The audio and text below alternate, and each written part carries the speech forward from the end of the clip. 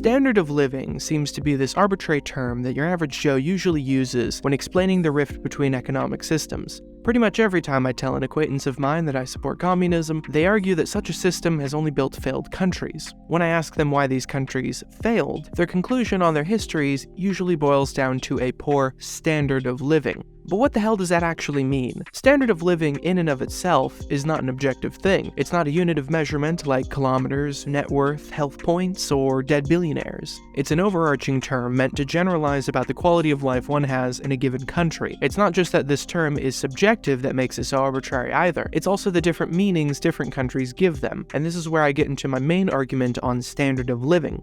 America cares about its image. Clearly, in history, it has put reputation above responsibility when considering how the country should address problems. It held off in joining World War II because it was bad for the country's image. The country's Republicans stall on impeaching presidents because doing such a thing is too divisive and bad for the country's image. It makes up positive stereotypes about Asians because being criticized by the USSR for racism is also bad for the country's image. And it established the Congress for Cultural Freedom to prop up pro-American and pro-capitalist artists and intellectuals because American creatives were starting to have some troubling thoughts like these ones. Because in the world we live in the system we've created for ourselves, you cannot lose money. You're forced to make a particular kind of movie. And I used to say this all the time. Russia was the Union of Soviet Socialist Republics. And they'd say, oh, but aren't you so glad that you're in America? I said, well, I know a lot of Russian filmmakers. They have a lot more freedom than I have. All they have to do is be careful about criticizing the government. Otherwise, they can do anything they want. And so what do you have to do? You have to adhere to a very narrow line of commercialism.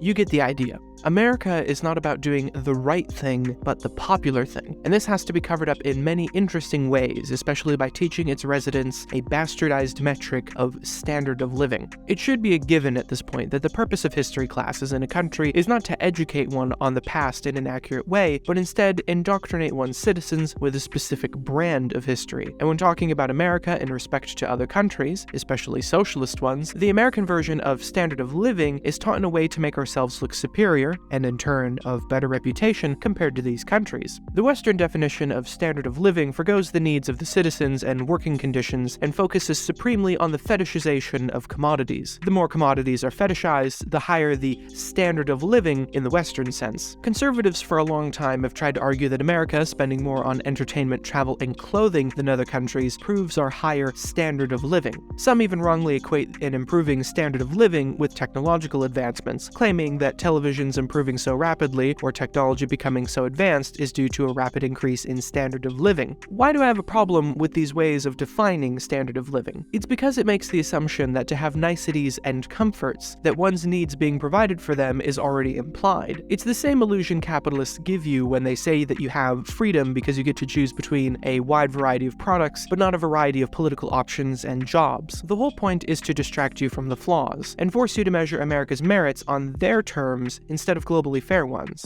Many countries start out with less, and many have less wealth than America, so measuring the fetishization of luxury commodities isn't exactly fair if we're going to develop a metric to measure multiple countries over different time periods. The definition of standard of living that I'm going to put forth is dependent on two main variables. One, how well the needs of a country's people are provided for them, and two, the working conditions, specifically how much or how little the people of a given country work. This shouldn't be too controversial of an opinion, considering that it's more widely thought in America that European countries are doing better than us because they're able to provide healthcare, affordable housing programs, and higher education to their citizens, along with having immensely more time off in their workplace and even fighting for a 4-day work week. Additionally, this stress on working conditions, and how little one works, isn't due to my bias as a communist. Many thinkers throughout time, from Benjamin Franklin to Peter Kropotkin, have believed that we can work for as little as 4 hours a day to produce our necessities and comforts. Keep in mind, both of these intellectuals were making such predictions around the 18th and 19th century, so even lower estimates could be made considering today's technology.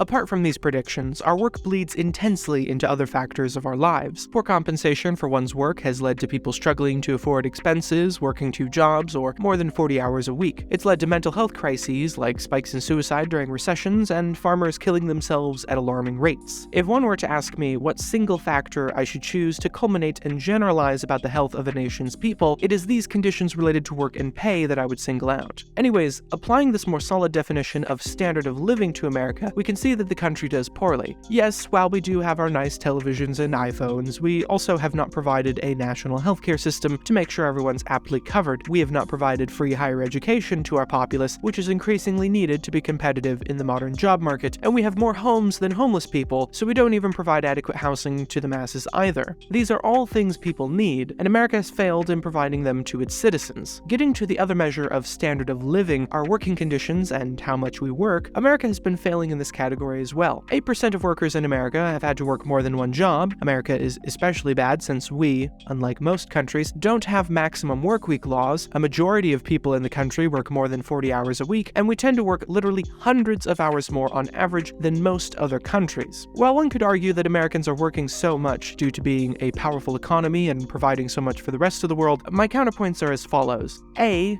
Germany has one of the most, if not the most powerful economy in Europe, and they've been following the trend of reducing work hours and work days while still maintaining a pretty good GDP. And B. Let's say we really were working harder because we're providing so much for the rest of the world. Why aren't the workers who are providing these things being accurately compensated for doing this deed? If you've paid attention to my sources, you'll see that in proving America is doing poorly in my two-prong approach to measuring standard of living, I've also proven in the slightest that European countries are doing better in this regard. America, instead of fixing its problems, chooses to rather project them onto other countries, as I've explained in a very old video that I need to redo, or in its inability to project, will explain away these problems, changing the goalposts and forming their standards around what makes them look best.